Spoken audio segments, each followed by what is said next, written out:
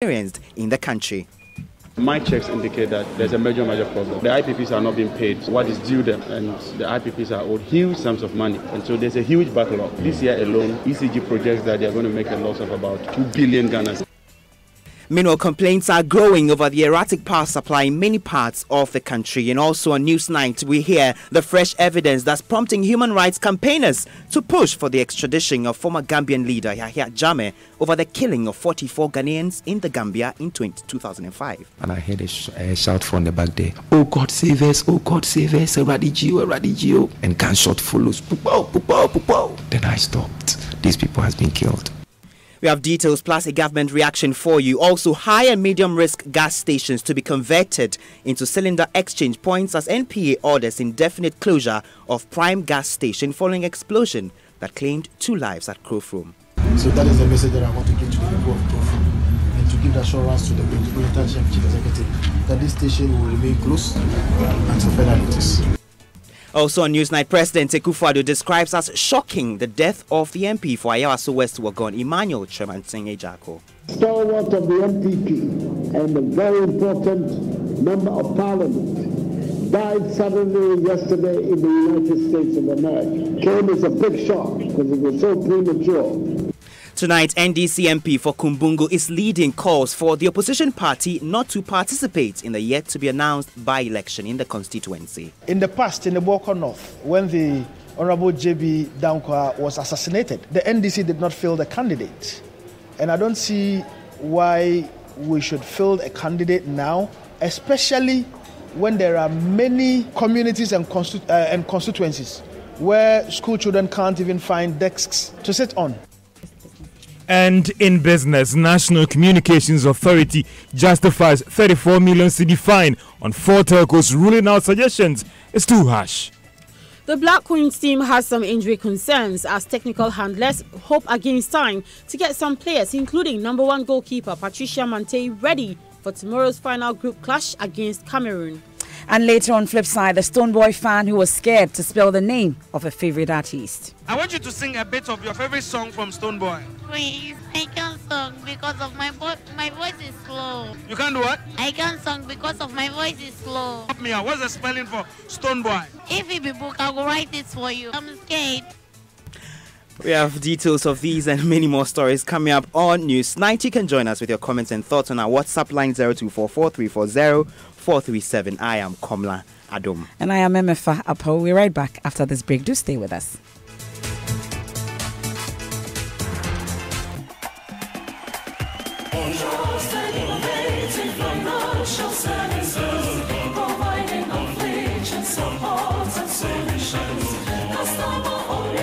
Superior services, your success our portion. Trusted, innovative financial services, providing affiliation, support and solutions. Customer-oriented, superior services, your success our portion. 10 good years of loyalty, service with integrity, protective of our Ghanaian brand. 10 years of excellence, 10 years of loyalty. Your success our passion. Oh yeah, your success our passion. Your success our passion. Hello, I say, how did now? Vodafone normal 10 megabyte free data. It will call Smart Rubiadron. Share. Hello, have you heard that Vodafone is giving 10 megabyte free data for every minute you talk? You just dial 50-50. Yeah, hello? Aha! Right now, with the Vodafone people, just they call plenty. Second of us, you talk 1 minute, you go get 10 megabytes. You talk 2 minutes, you go get 20 megabytes. 3 minutes. Call Vodafone or any network and get 10 megabytes of free data every minute you talk. It's simple. Talk to browse. The more you talk, the more data you get. Dial 50-50 to subscribe. Talk more, browse more. Terms and conditions apply. The future is exciting. Ready? Let me explain in here. I'm a mistake where I use cement for all your projects. That's why Gassem, with 50 years experience, was to develop various greater. What are your various jobs? What was super rapid 32.5 hours? On know you're suitable for your dream house. As your screening or the Nazi or plastering on man perfect finish. Gassem, what was super strong 42.5 hours? Or your best suited for slab, pavement blocks, Nasezitro blocks, Nankasa, Ache pumping. For the biggest construction works like roads, bridges, on your high-rise buildings, contractor and use Gassem Extra 42.5 N. Missing it be there. Choose Gassem always. Gassem, the nation builder. Nationwide Medical Insurance, the leader in private health insurance, has deployed superior technology to make your healthcare experience more convenient and exciting. With the Nationwide mobile app, you can order your prescription drugs and we will deliver to your doorsteps. With over 600 dependable healthcare service providers, you're just a step away locating your service provider of choice and accessing hospital claim information in real time. Our corporate clients are guaranteed timely corporate utilization reports. We provide on-site clinics to give employees access to healthcare in the comfort of their offices. Enjoy these amazing benefits and so much more by signing on to Nationwide Medical Insurance today. Call us on toll-free number 0800-222222 or visit our website www.nationwidemh.com. Nationwide Medical Insurance. Join the healthcare family. Joy 99.7 FM, radio for the discerning listener. You're welcome back to Newsnight, and as always, your comments and thoughts welcome on stories you will be hearing right here on the show on 0244-340-437. Let's begin with an issue which I'm sure affects many of us, MFI, and it's its power supply. We know it's undoubtedly been largely stable for some time now, but it appears to be fast deteriorating in recent times. Most parts of the Greater Accra region and other parts of the country have begun to experience erratic supply of power. My area, Ashoman inclusive. So the situation, according to GridCo, is as a result of transmission challenges. But former Deputy Power Minister John Jinapor wants government to be candid with Ghanaians about the current power situation. And he attributes the outages to serious liquidity challenges in the power sector. We'll hear from him shortly. But first, here are some of your concerns. Light goes off every 3 days. As I'm talking to you right now, we have power outage at my area. It takes the whole day, sometimes. Sometimes half day. Sometimes it goes off like 6 hours. And was it on Sunday or Saturday? Or sometimes 3 hours. Like, it does go off. Okay, it depends. For instance, yesterday in my area, they put the lights off about 3 times. It went off and it came on. So from the afternoon to the evening. Sometimes for the day and sometimes to like at least 3 hours there. Sometimes it's off and it comes on. Sometimes it goes off. Sometimes a day, at times during the day, it comes back again. Okay, it was 3 days today. It took approximately like an hour before coming on. It's not regular or it doesn't come on and off like that. It just, once a while we get it, then it's okay.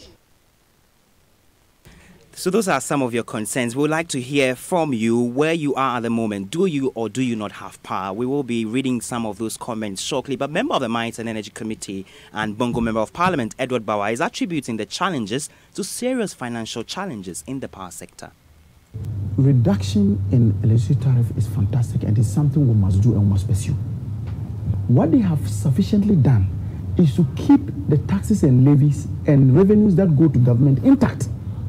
But they have encroached on the revenues that will be generated, that will be needed to run either by the generator, the transmitters, or maybe the distributors. And so, for example, you have a situation where ECG may buy power, say, for 10 cedis and sell it at 6 cedis or 7 cedis. So it means that for every sale they make, there's a deficit that they will have to account for.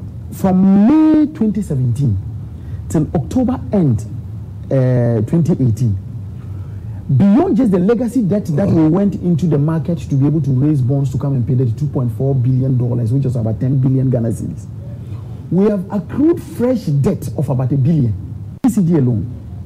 This is as a result of the fact that all bills that have been given to ECG, on the average, they only meet about 20% of the bills that are given to them.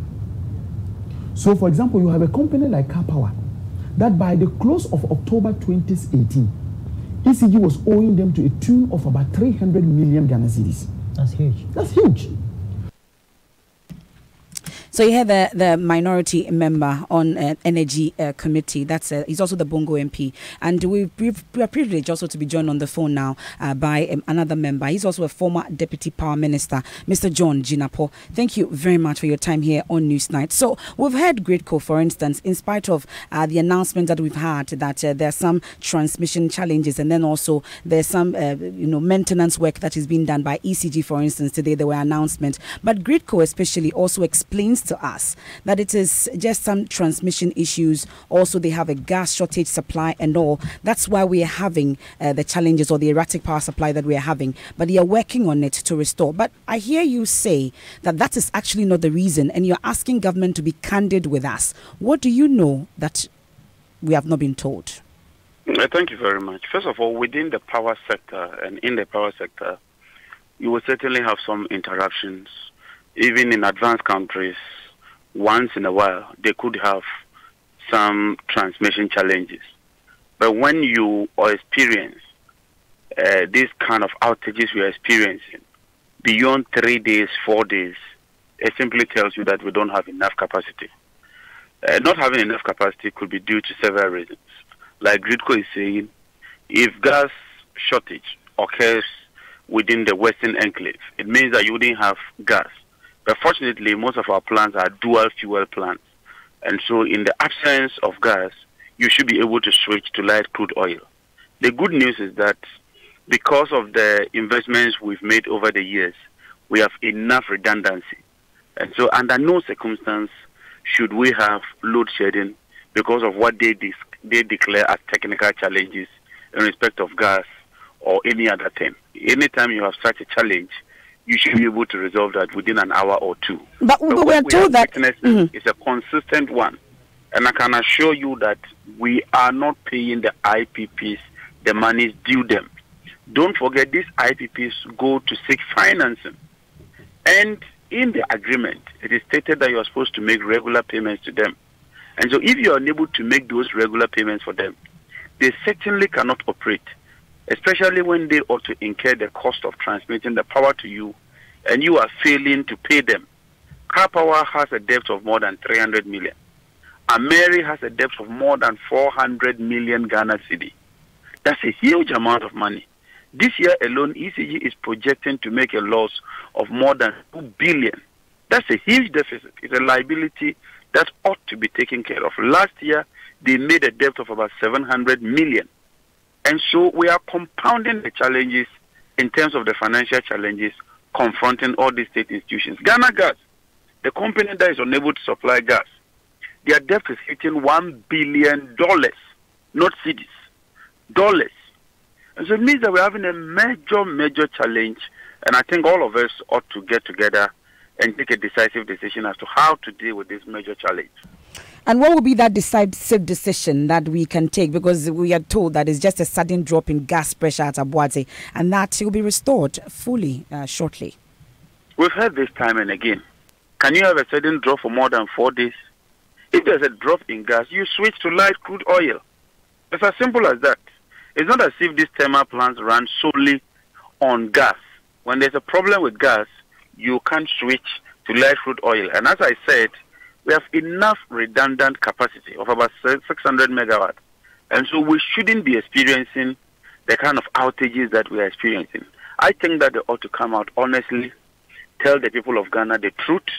And if they need to declare load shedding schedule, they should do that so that you and I can plan. Because the kind of surges we are seeing is destroying people's appliances, people's equipment are having challenges. And we are denying the fact that, look, we are having a major problem. I think that let's be honest with the people of Ghana. Let's tell them the truth so that together we can all find an amicable, a lasting solution to this challenge. But from your own findings, what's really the difficulty in paying these IPPs as you make reference to? What really is the challenge there? First of all, the tariff structure is not working well. In fact, if you look at Ameri, if you look at Car Power, the amount they spend or the cost in producing power, if you look at the pass-through charges, you are not charging the commensurate amount. That's the first flaw. So if Car Power spends about $1 to generate a kilowatt hour of power. If you look at the tariff structure, car power is being given less than that dollar. And so right from day one, there's a shortage. The Minister of Energy, Boachi Agyarko, wrote to ECG and told them that they shouldn't charge the capacity charges and that the Minister of Finance will be paying for that. Go and look at the 2019 budget, the appendix. The Minister of Finance so far has paid less than 30% of what it is supposed to pay in terms of those subsidies. And so, yes, you've subsidized the price. You've told the people of Ghana that you are reducing the cost of electricity, but you are not paying it. So eventually, the people of Ghana will suffer with this kind of outages we are getting. Then the collection itself, the MMDs, the ministries, departments, and agencies are not paying on time. And if you go and look at ECG's collections, you realize that even with this limited amount they are supposed to collect, they are collecting less than they ought to be collecting. And so there's another deficit there. And when you compound that, it tells you that there's a major problem. And Gridco is struggling.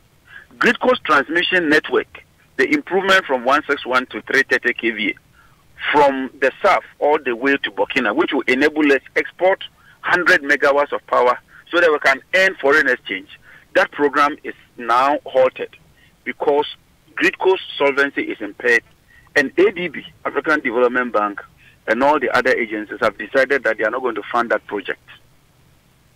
But we're working to get some reactions from government. But while at it, you know that our problems did not start from today. It starts from way back, and I'm sure that you also played a role. We've heard the energy minister, for instance, say that we had a lot of power and that we're even exporting. And then also the issue about some fraudulent agreements that were signed under your government as well, which is contributing to getting us to this point, no?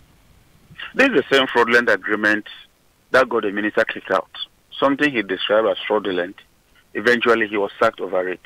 The Attorney General has stated time and again that there's no fraud in that agreement. And so I think that fraud, if you say something is fraud, it means that it's criminal. It impugns criminality. And the appropriate place to go and settle this is at the law courts. And so let's not allow this minister to confuse us. The most important thing is that you want power. I want power. We contributed our quota. They ought to build on that. We had a deficit in generation capacity. We've been able to bring in these thermal plants. When you bring in these thermal plants, it's like getting insurance. If you go for insurance, you would pay, even though your vehicle might not have an accident. At the end of the year, you ought to pay because you are taking some premium or risk averse or taking some steps to seek a buffer. And so that is what we are doing. And I think that all of us ought to be honest. You and I know that we had a major challenge, and we didn't run away from that. We stood up to the challenge and said, yes, we have a generation deficit, let's deal with that. We have a financial challenge. We brought in the energy sector levy, which gives us 3.5 billion Ghana cedi every year. In fact, if you read the 2018 budget and the 2017 budget, as well as the energy sector levy accounts report, it tells you that during our time alone, we paid more than 1 billion to settle part of the outstanding debt. This government should build on that. You take the assets, you take the liabilities. That is what governance is about. The people want results. Let's deliver results to them. Okay. The blame game wouldn't help. But when there are real challenges, let's accept that there are challenges. Let's be honest with the people of Ghana and take proactive measures to deal with those challenges.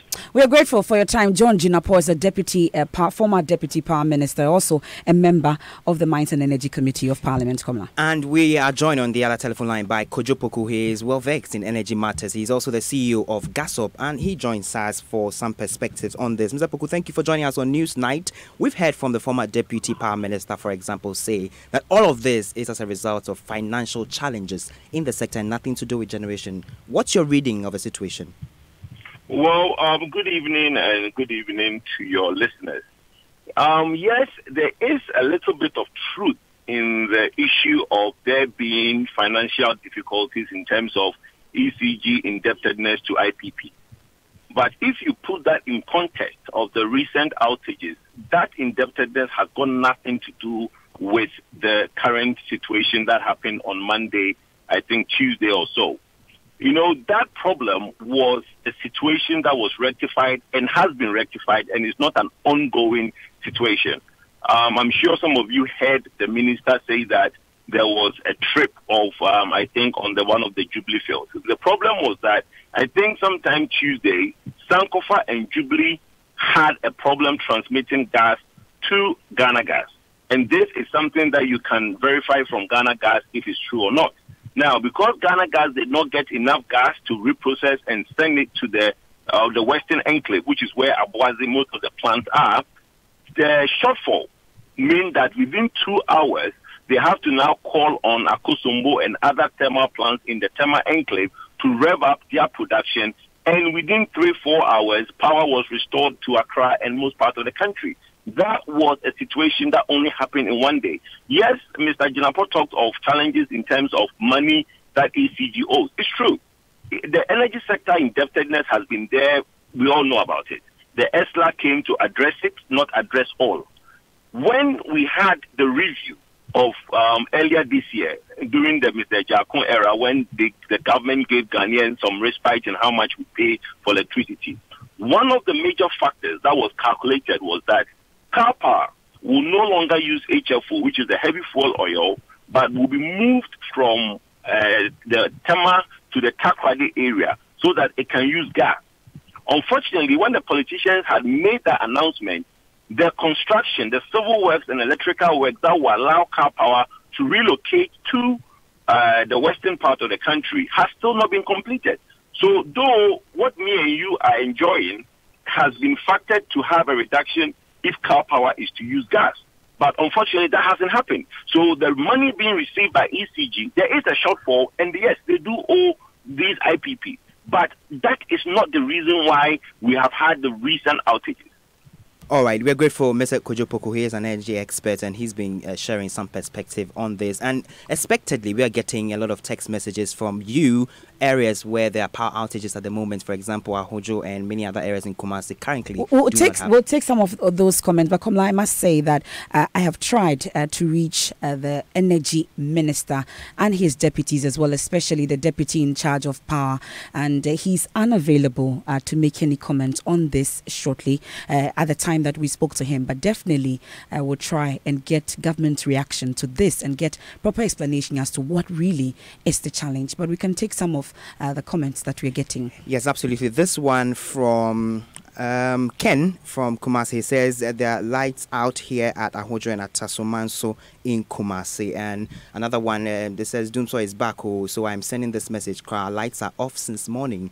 Nanado, stop talking and bragging because 2020 is just around the corner. Many of your comments, and this one also from Sandy from I'm unable to find that. I will bring you that shortly. This one says those who live around Amahia and Dodo have been experiencing power outages since the beginning of this month, and it says a return to Dumso, we believe. That's from Sandra around Amahia. And this one says from Emmanuel, it says I live at Medina Estates near the Action SHS. As at the time you're presenting the news, my area is off, and we're getting a number of messages on this power issue. And this one says we want sustainable power supply. We all know the outcome of inadequate power. Businesses will collapse. We're just pleading with our leaders. Bright Kuvo in Hohoi in the Volta region sends that one in. And this one also says from Ahojo areas, he says there's Dumso in some parts of Kumasi currently, and it looks like there's a power situation. But what gets more of your messages, we'll take them shortly, because a lot of them just coming in. But let's head to this Gambia issue, because human rights campaigners are asking government to extradite a former Gambian leader, Yahya Jammeh, to Ghana for his role in the killing of 56 migrants, including 44 Ghanaians in 2005. And a 2008 ECOWAS inquiry into the murders concluded the 56 were killed by rogue elements in the Gambian military, but the group says it has uncovered fresh evidence which show the crimes were state-sponsored. MFA. We'll get to hear from the Human Rights Watch and Amnesty International shortly, but first, Justice Beidou travelled to the Gambia and returns with more 2 years after Mr. Jammeh lost the election. Martin Chure dreamt of a better life in Europe, but that would remain only a dream. He and 56 others were caught up in one of the most brutal massacres under Yahya Jammeh. Now he is the lone voice fighting for justice. Gunshot passed over me. Everywhere, bullets, everywhere. So I decided to relax small. So they take another direction and shooting there. So I just wake myself up and I heard a shout from the back there. Oh God save us, oh God save us, Radigio. And gunshot follows. Then I stopped. These people has been killed. So Paul Ewua, Kwabena Fosu, Isaac Asante, the list goes on and on. After 13 years, what remains are the many unanswered questions about who ordered their massacre. Here, this is where the story began, here in Sali, Human in Rights Senegal. Watch This is has where the spent more than a year investigating Gambia, how they the wanted to killings take happened a boat and who to did Spain. it. A former jungler who left the team in 2010 and went into hiding, and that jungler talks about that killing.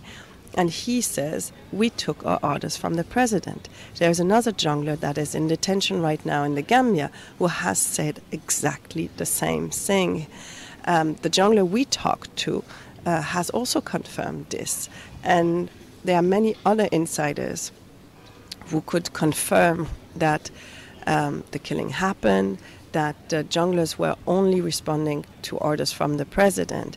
Out on the streets of Banjul, the Gambian capital, signs of a nation healing wounds from 22 years under a junta leader who ruled with an iron fist. Always thinking my husband still now. Others Victim Support Center. Some of the people who lived the horrors of Jammeh have come to share their stories and look for help. Adama Conte's husband was also killed in 2005. She was pregnant then. Now with a 13-year-old fatherless daughter, she too is calling for justice. I am appealing to the Ghanaian government to help the Gambia get justice for their families, since all the Ghanaians were killed in Gambia. We will face him in court because we want justice. And he also wants justice. Yaya Jammeh is currently in exile in Equatorial Guinea under the protection of his one-time friend and fellow strongman Obiang Nguema Mbasongo. Mr. Jammeh and his rogue regime have evaded justice for 13 years. Now, with this fresh evidence, it seems there is enough fodder for another attempt to bring closure to this matter. Justice Baidu, Joy News, Banjul, Gambia. We'll definitely get some more on this because we know that the Africa Center for International Law and Accountability, Amnesty International, Human Rights Watch have all been doing some digging in this area. And we know at least for now that some of the victims of that massacre are maimed and others scarred for life. We're hoping to be joined on the phone by Marion Volkman of Human Rights Watch, and he's from her base in Senegal, and she'll be joining us here. But as and when we are able to raise her, we'll be able to speak to her here on News 90 on Joy 99.7 FM. Your thoughts and comments still welcome via WhatsApp is 0244340437. We can do some more stories now, and police in the Ashanti region have arrested 2 key suspects in the murder of a final year business student of the Fidiasi Senior High Commercial School, Derek J, in the Ashanti region. The 2 who were arrested told the police they've been having sleepless nights since they committed the crime last September. The deceased is reported to have been killed after he sneaked out of campus with a friend to watch football match outside when unknown persons attacked him. So the Fidiasi District Commander, Superintendent Asari Bediako, spoke with Inshira FM's Ohim Interior on the latest arrest. There were 2 who did the robbery and 1 did the killing. So when we had both of them, there was no way he was going to deny. So when we got Asian, who is an accomplice, and then got Lincoln, put the 2 together, and Asian said, oh, it is Lincoln who did the stab, who stabbed the man. I took 2 CDs from the man who ran away, and he, after taking the 5 CDs, the man resisted and he stabbed him. He admitted doing the stabbing. That is killing. You know, we don't believe in spiritualism, but according to them, they were always handed by the ghost of the young man. They wanted to go out of the country, but it's like the man was asking them to come back, report themselves to the police. That is what we heard from them. The ghost also played a role. Normally, you know, this cannot be considered in court, but a way of maybe telling maybe a story, we can say that maybe the ghost also played a role, because from their own mouth or from their own statements, they said it. That they wanted to run away, but they were always under pressure from the ghost of the deceased to come to the police and report themselves. So I'm basing on what they told us. I wouldn't say the ghost assisted, but that is what they said. Whether that is true or not, I wouldn't be able, because that is, in my view, it's spiritual. So I wouldn't be able to, whether that is the case or not. But so long as we're able to arrest him and we're able to establish the fact that it is Lincoln who killed the young man, I think we've made a headway. You heard there the Efidiasta District Police Commander, Superintendent Asari Bediakwe, Ghost. Ghost. Wow. They said that everything that has a name actually exists. So maybe they actually helped. So we'll see how. But they've been arrested. That's all that matters at this point. But we'll see how it turns out. It's time now for business. George Riafe is here with Thursday edition of Business. Maybe we need some Ghostbusters in town. We don't. I'm sure this one is helping for them to arrest his killers. So okay. Do we need to bust So the National Communications Authority has been speaking about the recent fine on the 4 telcos. I mean, they are rejecting arguments that it was too harsh. They think that it is justified. And maybe the auditing firms that contributed to the collapse of those 7 banks may not be out. They will also be dealt with. The business news on Newsnight is brought to you by MTN Business. Welcome to the new world of business. Kingdom Books and Stationery, your number one stop shop for all your office equipment. That's the sound of my heart breaking the first time I said I wanted to be a cassava farmer. Thank you. But this was when I graduated with first class honors in agriculture. Oh, my first harvester. The last harvester I ordered online. That's people seeing my fresh cassava page on Facebook and Instagram. And endless number of calls for my quick fufu all year round. There are beautiful connections that bridge humble todays to amazing tomorrows on Ghana's #1 network, everywhere you go.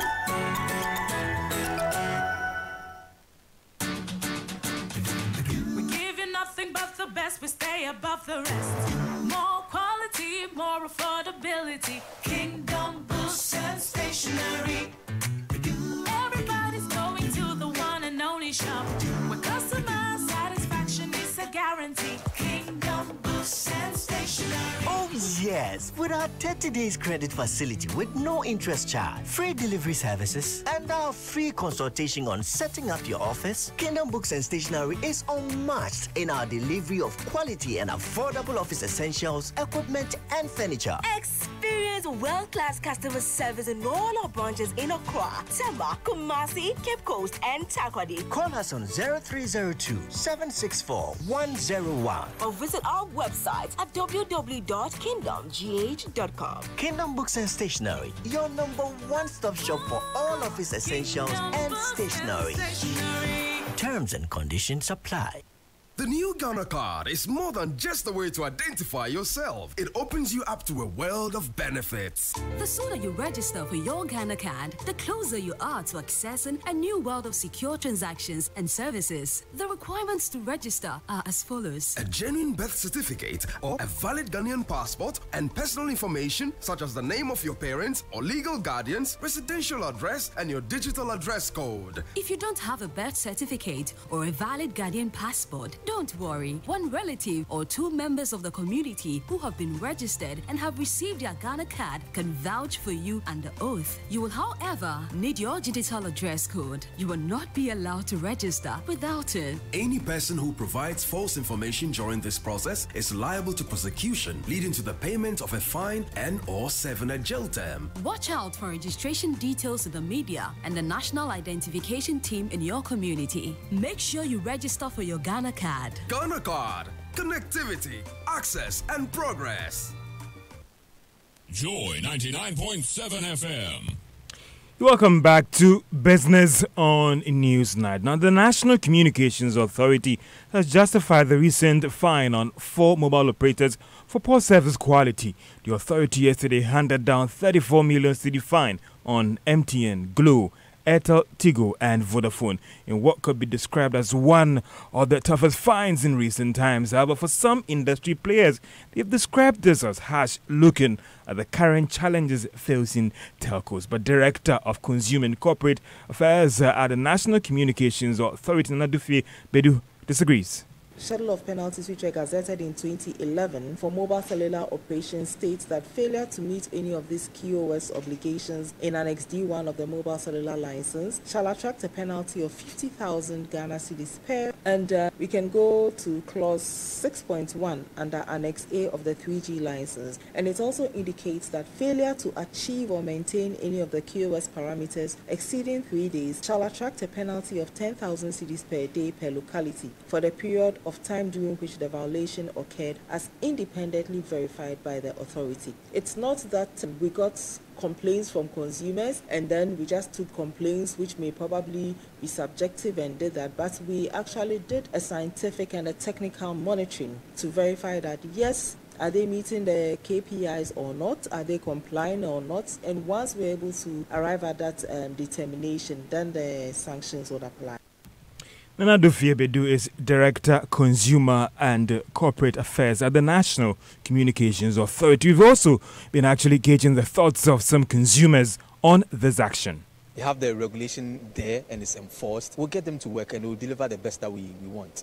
And so I believe it's all about, and the NCA putting a lot of tightening its belt and making sure that this doesn't just end here as just one thing and then we go back and then sleep. But yet still we are on them to make sure that they deliver the best that they could, because we value it and we expect that from them. I'm very concerned because they hold important segments of the economy, infrastructure, providing technology through which we communicate. Everything boils down to leadership. And for me, I think this country, our real problem is something I call LME. That is leadership, management and egotism. That is what NCA is doing now. And those were the views of some consumers on the recent action by the National Communications Authority. And the next set of players in the financial sector to undergo investigations from the regulator are auditors. Now, the Bank of Ghana has revealed that currently running internal investigations on its employees following the recent collapse of some 7 banks. Second Deputy Governor of the Bank of Ghana, Elsie Wajis, explained that the investigations are being done in conjunction with the Institute of Chartered Accountants. What we've done is already written to the Institute of Chartered Accountants. That is the body that regulates the audit profession. And we've asked them to look into the role that some of their members may have played in the failure of these banks. And we're hoping to hear from them soon. In addition to that, we ourselves are coming out with directives to clarify the roles and responsibilities and the expectations we have of external auditors of banks. So that when all of us read the financial statements that are published, we can be sure that the right things have been done. Second Deputy Governor of the Bank of Ghana, Elsie Wajiso, could mean that auditing firms that have contributed to the collapse of these banks will not be left off the hook. So maybe stay tuned for more on that one. Now, revenue still continues to be a major challenge for this administration. Our latest data from the Finance Ministry shows the revenue target is down by 3.3 billion Ghana cedis. Some have argued that the country, even this year, may struggle. That is, next year, 2019, would struggle to meet its target. Several think tanks have described the 2019 revenue measures as ambitious. So what is the way out of this challenge? That's the question we posed to the former Minister of Finance, Seth Terkper. One, policy. You can require GRA, to collect as much revenue, but if the policy structure itself for the tax instrument is not right, as we are doing with the VAT, or as I just mentioned, total exclusion or near total exclusion, of the financial sector from the tax bill, GRA may not achieve its goal. But having said that, and then also, I think it's time for GRA to look at its tax offices. We have said that, in the past. But also, having said that, there is a point for GRA, to do a bit more or to do more, because as a middle income country, we need to up our game and move our tax to GDP ratio. But some of the decline has to do with rebasing and that. So I think the debate will continue, and it requires support from policy as well as, technically GRA doing a bit more. Seth Terkper is the former Minister of Finance. Senior partner at law firm ABN David Ofosu-Dorothy has charged government to improve upon corporate governance in state-owned enterprises, especially with utility companies. The recent crisis that hit the banking sector saw 7 banks go down, partly to be blamed on corporate governance system. Measures are now being put in place to strengthen the systems in the bank. However, Mr. Dorothy warns the focus should not only be on the banking sector, by utility companies, especially because of the risk that they stand to face. Corporate governance in the so-called state-owned enterprises is very relevant. And let me draw something home to you. Let's assume that the government was not constantly supporting the electricity corporation and Ghana Water Company. And we all know that the management leaves a lot to be desired over the years. What if Ghana Water Company totally collapsed? We will not have water to drink. That's life and death for 27.9 million people. So corporate governance in state-owned enterprises is actually more critical than even the banks. And therefore, we should not over-focus so much only about the collapse of the banks, but about how governance as a whole is treated. Mr. Vosudote was speaking at the National Conference and Awards Ceremony of the Institute of Directors Ghana, where Multimedia Group was was awarded for promoting good corporate governance. A member of the board of directors of the Multimedia Group, Mariam Bano, was also recognized for her contribution. We would celebrate firms that are innovative as well as those who've created jobs. Now, that's coming from the chief executive of the Ghana Investment Promotion Center ahead, that is Yofi Grant, ahead of the Ghana Club 100th program tomorrow. The event will recognize firms in various sectors and has always been the reference point for assessing firms in the country. Chief executive of the Ghana Investment Promotion Center, Yofi Grant, spoke to Joy Business and telling us more about the awards. Innovation is critical for us, and as we're looking at Ghana's top 100 companies, we want to highlight on the importance of innovation and how they've grown and how they can grow, because these 100 companies also are like role models for the young private business people coming in there. But it shouldn't just be for private business. The public sector should also understand the impact of innovation in bringing efficiency into the marketplace. For example, how do we automate as many processes as possible to eliminate the human contact? That alone will be a major factor in reducing corruption. But apart from that, it also makes sure that things happen very quickly and very fast and efficiently.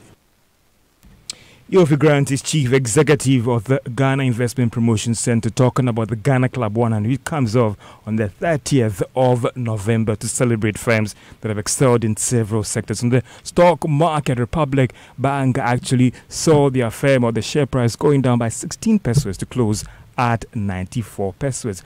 And that's all for business on Newsnight. Thank you very much, George. Let's take some of your comments now via WhatsApp on 0244340437 on the Dumso issue or the power supply issue. A number of messages pouring into our WhatsApp console. Some of them, this one from Amrahia. We have lights are currently off, so it looks like we've received messages from Amrahia, Oyibi, some from Teshinungwa. We have one from University of Techiman campus. That's for the Valley View University Techiman campus. He says there's lights off there also. Odoko official town. We have one from Asaman Kese, and this one also from Keta. He says, I don't want to believe Dumso is back in our midst to damage our gadgets. This one also from Teshinungwa, and then also from Presec. Sir Prempe from Presec also says there's also erratic power supply at Presec Legon, and he believes that this government will solve it shortly. That's from Sir Prempe. And this one also from Atonsua Gugo. He says, and parts of Kumasi are without power as of now. And this one also from Teshi Cosby Joe in Teshinungwa says, I can say Dumso is back. And it appears some other areas will tomorrow be without power, and these areas Pokwase, Maira, ACP Junction of Fanko, John Tay, Afiamang, Asaman, Amasaman, Dome, Ayawaso, Asofang, Tuba, Amamole, Canada and surrounding areas. These areas will be without power from 10 a.m. to 2 p.m. tomorrow, Friday. And we have some other messages on other stories we've covered from top story up until now. This one says, if President Nana Addo Dankwa Akufo-Addo says he stands for the people of Ghana, he should investigate corrupt doings in his government and let's have faith in his words. That's from Ni Oko in Tesano. Emmanuel Nibogatanga says, Mr. President, more grease your elbow. We Ghanaians are not short-minded to vote for NDC back to power. They're only wasting time and resources. And Martin Luther from Laboni says the NDC's philosophy about politics is looting, propaganda, corruption and incompetence. How did they come by the staff strength of a presidency when the chief of staff has not reported to parliament? And this one also from Adoboy Ladadekotopon says, Mr. President, did I hear you calling NDC Create, Loot and Share? The real architect of Create, Loot and Share is the Nana Addo government. And this one from Hudu Al Hassan from Kufurida says, what Honorable Ras Mubarak said is right. What he is basically saying is that if you know you will not win a particular election, do not contest, especially in your opponent's stronghold. Those are some of your comments on some of the stories we've brought you so far right here. And that here. story is coming up shortly on Ras Mubarak's, comments that or suggestions that he's been making. But it's time now for Tech Thursday, and a 26-year-old Ghanaian has discovered a tech solution to a major part of the country's sanitation problem. He's developed the Smart Bin, an app that sends signals to waste bin collectors when dustbins are almost full. On Tech Thursday today, Nancy Emefa Adredosi throws more light on that and application. Emefa, you know this app is important now because there are many times you go on the streets of Accra and you see bins are overflowing with refuse and, pouring onto the streets and all of that. So this app, I think, now that it's been introduced, if he's helped to scale up, it may solve some of the sanitation challenges. Let's listen to the story. How to organize the bolakas to come and take the things. They are not there. So sometimes it will be there and then it will come back to the gutter again. Domestic waste disposal is one of Ghana's biggest problems. The streets of Accra and other major cities in the country have filth almost everywhere. Refuse containers and bins left at the shoulders of the roads and market centers, sometimes for several days. There are always bins there. The bins are full. And whenever it gets full, they stop dumping around. Before you realize, it turns into a very big refuse dump. 26-year-old Joshua Opoku has built his first ever smart bin prototype that signals waste bin collectors when waste bins are full. It has a sensor here, so when you fix this at the lid of your bin, it can now measure the distance of your bin. So whenever the waste in it are coming up and it blocks the sensor, it tells you that it's full. The good thing about this app is that it allows service providers to monitor in real time the status of these bins. I have a screen where they can monitor all the bins that are getting full real time. So whenever it's full, just trigger alert that these bins are full. So every day they can know the number of bins that are full at a particular area. It is the hope of Joshua Opoku to liaise with the Ministry of Sanitation to have a long-lasting solution to their problem. It's one junction, one bowler. Nancy Emefa Adredosi, Joy News. So that's it for our Tech Thursday story on sanitation. But closely related to that, we still stay around the sanitation story. And we are learning that Accra is cleaner now.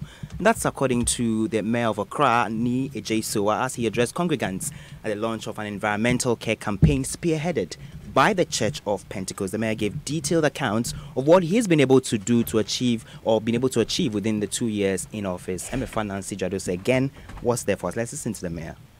In the Greater Accra region today, the President has blessed a vehicle called Assemblies Without Borders. What it means is that if there's a waste in Ashaman and Tema has resources, Tema should move in to help Ashaman Municipal Assembly to deal with them.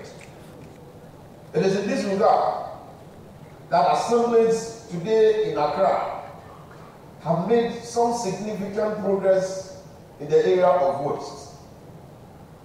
We came to meet in Accra over 40 heaps of refuse-sized mountains of refuse. Today in Accra, we have cleared more than 35 of them, and you cannot see the huge mountains of refuse in Accra that it used to be before His Excellency the President was made the President of this country.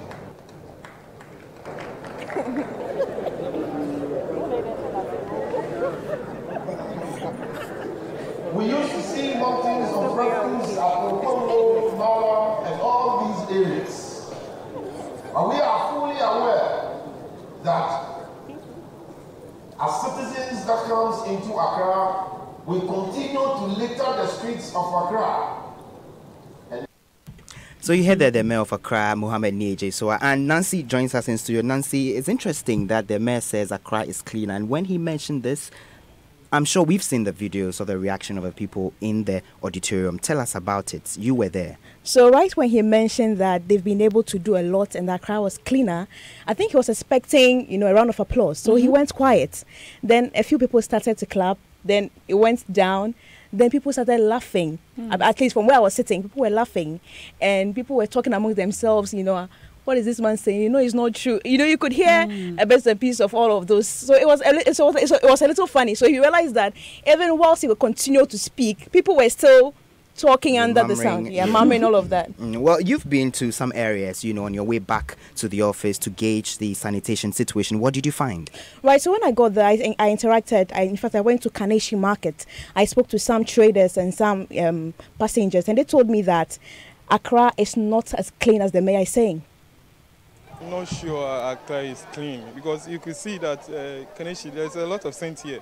There's a lot of dirt also here. Bola is everywhere. So I'm not sure they are working.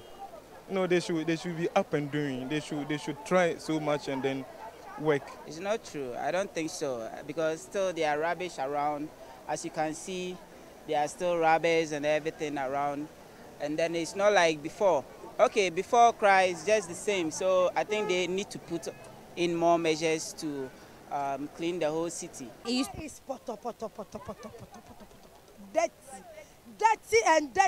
dirty. Look the road.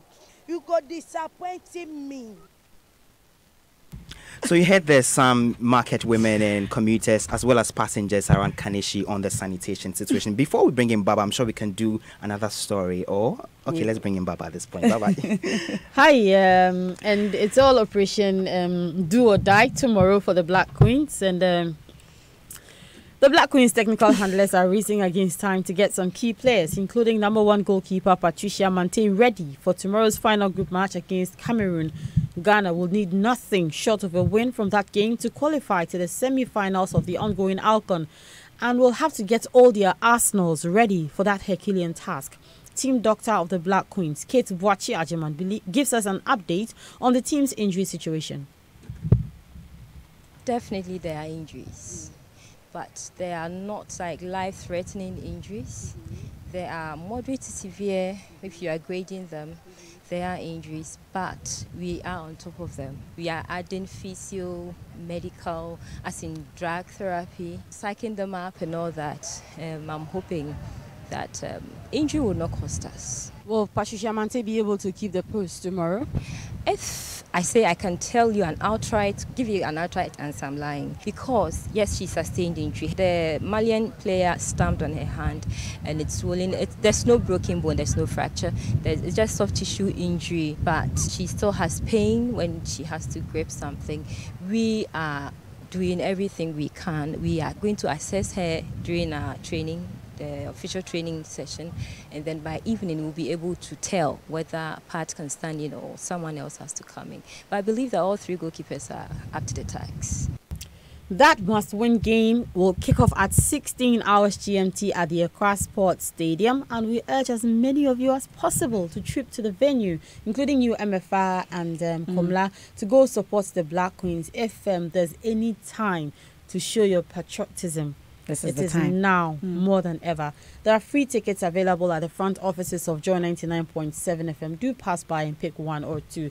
MFR, how is Coach Bash doing? Coach Bash, he was at a press conference today. Yes, another press conference. Oh yes, how did it go? And he was good until I asked him, until I poked him actually. But he did apologize to that journalist. For on Tuesday, for the tactical bankruptcy issue, and the bring and brought, English lesson.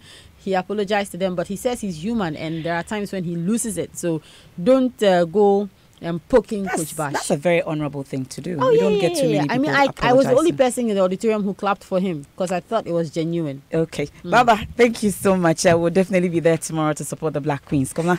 And let's do some more stories here on Newsnight. From now, high and medium risk gas stations across the country will be converted to cylinder exchange points when government begins the implementation of a cylinder recirculation program. And if you remember that this became necessary following the atomic gas explosion. But now, the NPA's preliminary findings into the prime gas station explosion that claimed 2 lives revealed the operational negligence on the part of the fuel attendant was the cause. NPA boss Hassan Tampuli, who has been visiting the explosion site at Krofum in the Ashanti region, says the gas filling station will be closed indefinitely. For now, the immediate triggers were told that there was some amount of leakage, and then there was a forecourt attendant who, obviously untrained, attempted to fix the problem. While in the process, they were still dispensing with LPG to customers and the vehicles that consume auto gas. So the gas is always looking for a source of flame. So as it is traveling, obviously as it goes across, definitely we're going to have some kind of explosion. Hassan Tampuli is the Chief Executive of the National Petroleum Authority. Well, on that same visit to the area, Deputy Energy Minister Dr. Mohammed Amin Adam says government will push ahead with its plans of implementing the cylinder recirculation program. We don't wish this happening all the time. That is why His Excellency the President directed that we implement a new policy, which what we call the cylinder recirculation policy, because the safety of our people is paramount. And it is only when we sanitize the movement of LPG and other petroleum products. You heard the Deputy Energy Minister, Mohammed Amin Adam. Now to some rather sad story we heard today, and from last night, I should say. President Akufo-Addo is described as shocking and painful the death of Member of Parliament for the Ayawaso West Wuogon constituency, Emmanuel Chemating Ejiako. The late MP died in the United States yesterday, where he was receiving medical treatment for an unknown ailment. We can hear from President Akufo-Addo. He's from Manya Krobo. He's a Krobo. He's a member of Parliament for Ayawaso West Wuogon. Emmanuel Chemating Ejiako, a stalwart of the MPP and a very important member of Parliament, died suddenly yesterday in the United States of America. Came as a big shock because it was so premature. So I had to go to his home in Accra. It was not part of our program to pay my sympathies.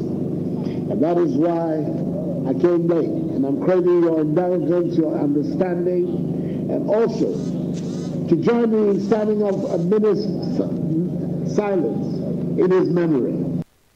President Akufo-Addo there. Well, the late MP's brother, Boakye Ejiako, who is also a former energy minister, has been chronicling his last days on earth. We decided to have him treated outside. And therefore, under his own steam, boarded a flight on Sunday to the US and was processed for admission at Yale University Hospital, where my older sister works. One thing led to the other, and quickly the situation started unraveling. Within a matter of 3 weeks, a healthy, bubbly, very gregarious individual has been reduced to a cold body. You hear the brother of the late Chemating Ejiako, who is a former Minister of Energy, Boakye Ejiako. Well, Mr. Ejiako was elected MP for Ayawaso West Wuogon constituency in 2012, and he won re-election in the last election, and his colleagues in the House say he was a gentleman. We've also been speaking to NPP Chairman Freddie Blay and Energy Minister John Peter Amewu on the passing of Mr. Ejiako. A very jovial, extremely engaging personality. He's a nice guy to be with. He's a good representative of his constituency. He's a family man, nice man. I'm personally very, very sorry and very extremely devastated that this man serving his community is just passed away. Clearly a big loss for the party. It's a big blow to the party. Not just a loss, a big blow to the party. So for the rank and file of the party, what will be your message for them as they grieve over his loss? Sympathize with him. We should express our sympathy.